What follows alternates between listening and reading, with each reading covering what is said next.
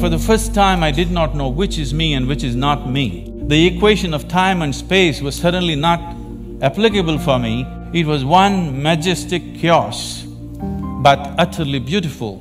If this inclusiveness is experienced by humanity, definitely we could find solutions for everything.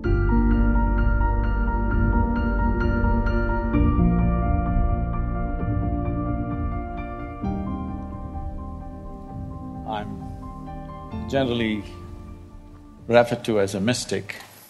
Well, what's that supposed to mean? If there is something here that you do not know and you're unable to understand, that would become mysterious to you.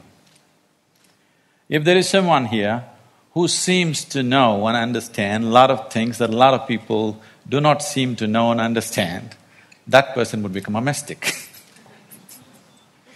On a certain day, 2 cows were grazing on the English meadow, English cows.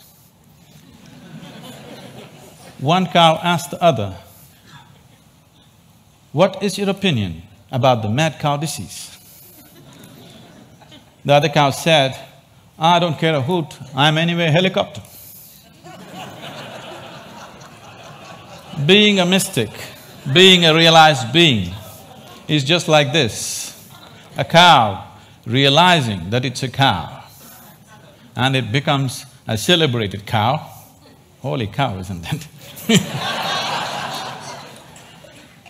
Is it that simplistic? So let me tell you my story. It's significant and it's wonderful that TED for the first time happens here in Mysore because this is where I was born. And I grew up not very far from here, where we are right now. So as a child, one thing that I realized was that I was utterly, absolutely ignorant. And everybody around me seemed to know just about everything. I did not know anything at all. So because I did not know anything, I had to pay enormous attention towards everything. Because others seemed to know everything, they could just go about their life happily without paying attention to anything. My sense of attention became like this. If I see a leaf, I could just sit there looking at this leaf, just staring at it for hours. If I sat up in my bed, just staring at the darkness, I could just do this for the whole night. So this attention brought a completely different level of involvement and interaction with just about anything and everything around me, animate and inanimate. But everybody else seemed to know everything and they were just going about their life busy and happy. But I was just staring at every little thing. Then I realized that even they did not know anything, it is just that they had their assumptions and belief systems that they were happy with, either their own or what was handed down to them by someone else. And they not only knew about what is here, they also knew about other worlds, about gods, about heavens and everything. And here I was struggling to figure out what is what. So this so intrigued me that I started planting myself outside a major temple here in Mysore because I wanted to really see, after having a meeting with God, after having a conversation with God, how people will be. So I stood there intensely observing every face that's walking out of the temple, and generally I heard local gossip. Sometimes in Indian temples, your footwear walks away with someone else, and then I hear people cursing the creation and the creator. I always found people walking out of restaurants always had more joyful faces than people walking out of temples. Divine versus dosa. Dosa seems to win. I could not come to terms with this, and so I slowly became more and more and more skeptical about everybody and everything around me. Skeptical about social structures, political systems, religious beliefs, even scientific theories, because none of them match with my experience of life. On a certain day, I started moving towards Chamandi Hill. You must see this place. And there is a tradition in Mysore. If you have something to do, you go to Chamandi Hill. If you have nothing to do, you go to Chamandi Hill. If you fall in love, you go to Chamandi Hill. If you fall out, you go to Chamandi Hill. I had just fallen out and I had nothing to do, so I started moving towards Chamandi Hill. And I went up and sat on a rock there. Till that moment in my life, I always thought, this is me, and that's somebody else and something else. But for the first time, I did not know which is me and which is not me. Suddenly, what was me was just all over the place. The very rock on which I was sitting, the air that I breathed, the very atmosphere around me, I had just exploded into everything. That sounds like utter insanity. This, I thought, lasted for 10 to 15 minutes. But when I came back to my normal consciousness, I was about 4.5 hours. I was sitting there, fully conscious, eyes open, but time had just flipped in my experience. For the first time in my adult life, tears were flowing down, and I've always been peaceful and happy, that was not an issue, but here I was drenched in a completely different kind of blissfulness, every cell in my body bursting with ecstasy. When I shook my head and trying to get some logical explanation for what's happening to me, the only thing that my very smart mind could say was, maybe I'm just going off my rocker. This experience, as it deepened and it started repeating itself, if I just sit here, what is moments for me seem to be hours for others. I think it's a minute, hours are gone. On a certain day, I happened to be sitting in a certain place. I actually thought it's about 25–30 minutes, but when I came to my normal senses, 13 days had gone by. I was sitting right there. India being what it is, a whole crowd had gathered, garlands around my neck, people touching my feet, somebody wants to know what will happen to his business, somebody wants to know when his daughter will get married. All the things that I hated were just happening around me. And I had to move away from this place just to avoid this crowd around me. And as this experience deepened into me, one thing that happened to me was everything that I believed was me suddenly was not me. This was always me. And suddenly I found this is just an accumulation of food that I've eaten. What I accumulate can be mine but can never be me. This was just a huge heap of impressions in my mind. And this body and mind, not being me but just being mine, a distance arose between me and my body, between me and my mind. This also facilitated a certain experience within me, that suddenly the equation of time and space was suddenly not applicable for me. I was seeing that what is here is there, what is there is here, past, present and future got mixed up. It was one majestic chaos, but utterly beautiful. So, my skeptical mind, not able to come to terms with it, started conducting experiments. These experiments are too weird to talk about and the results too fairy tale-ish for anybody to believe. But one thing that I arrived at was that existence is not human-centric. And all human experience is self-made. Most people believe that their experience is molded by what situations in which they exist, but all human experience is 100% self-created from within. I think today a lot of science is beginning to agree with that. And having realized that, if all experience is created from within, if the basis of your experience is within you, the seat of your experience is within you as it is, what kind of experience of life would you want to have? For yourself, I'm sure, you want it to be at most pleasantness, whatever you may be doing. What you want for your neighbor may be debatable, but what you want for yourself, definitely you want utmost pleasantness. As I realized the basis of my experience is within me, I shifted from staring at things to sitting with my eyes closed. This was a dimensional shift in my life, from staring to sitting with my eyes closed. I got so fascinated with this human mechanism, I wouldn't want to open my eyes. For days on end, I'm just keeping my eyes closed, wanting to see everything about this one. And what I realized was, if I take a piece of bread and put it into this system, this piece of bread becomes my body in a few hours, and I begin to experience this as myself.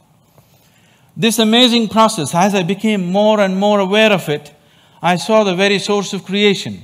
The very maker of this body, the manufacturer of this body is within.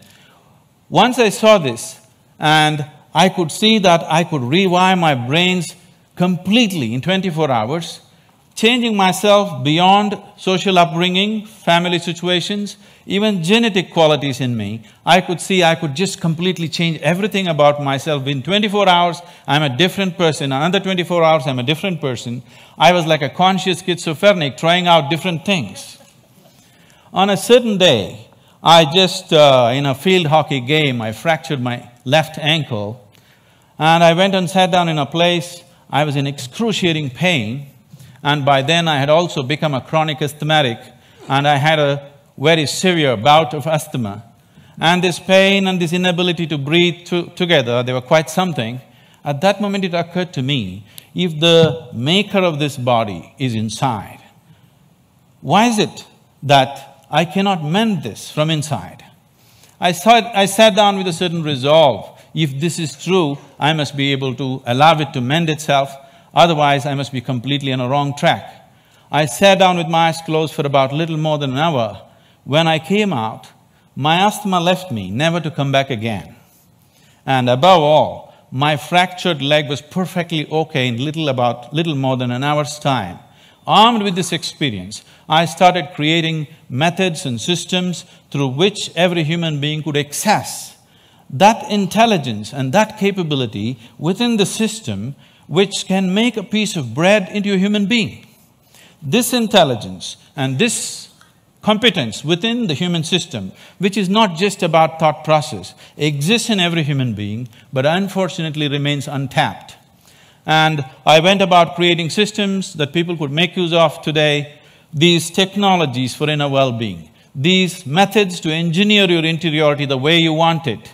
Millions of people are making use of it, enjoying the benefits of that, but the essential part of this is that there is such a high level of intelligence and competence on every millimeter of the body, every point of the body, not just in the thought process.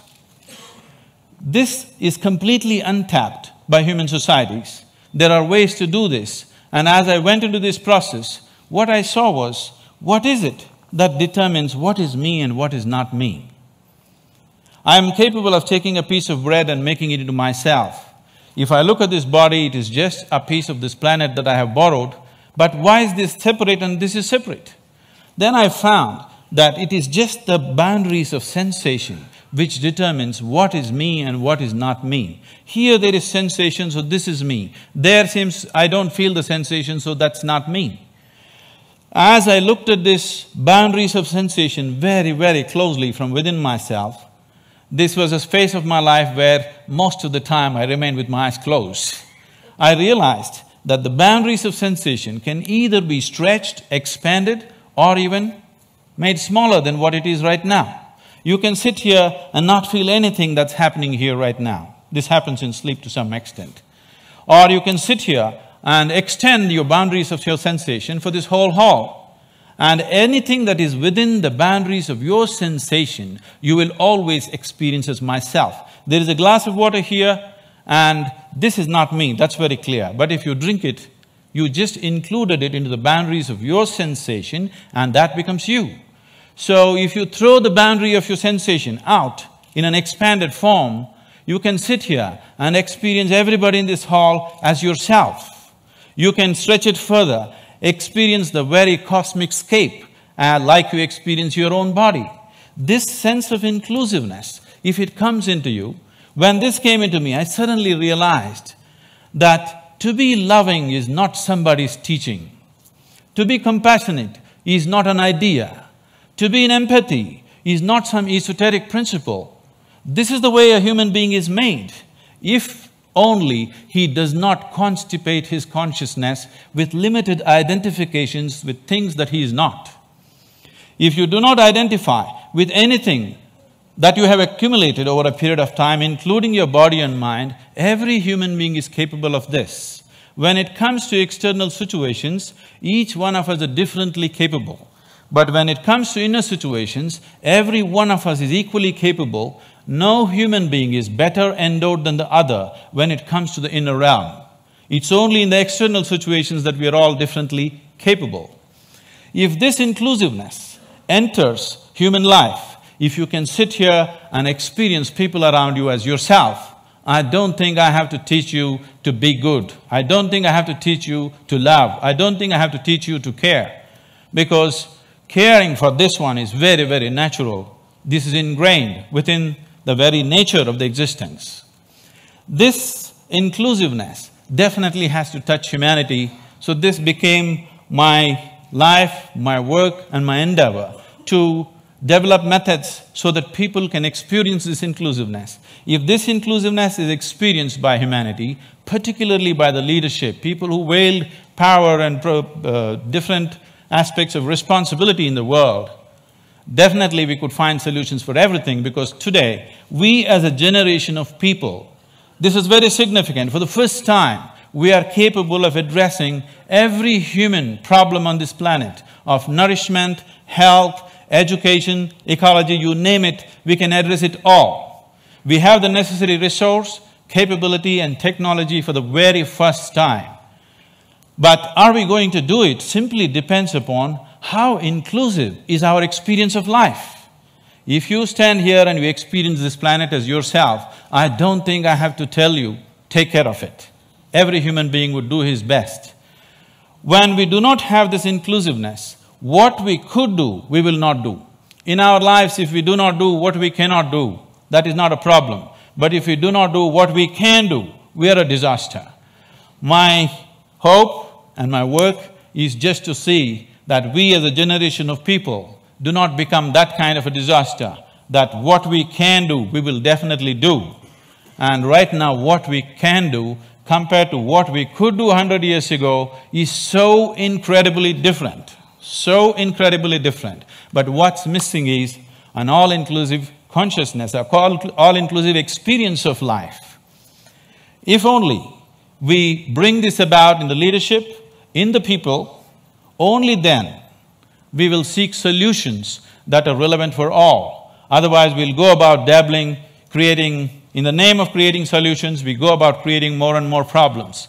If we truly have to create solutions that are relevant for all, an experience of absolute inclusiveness has to happen to humanity, and it's possible. Thank you very much.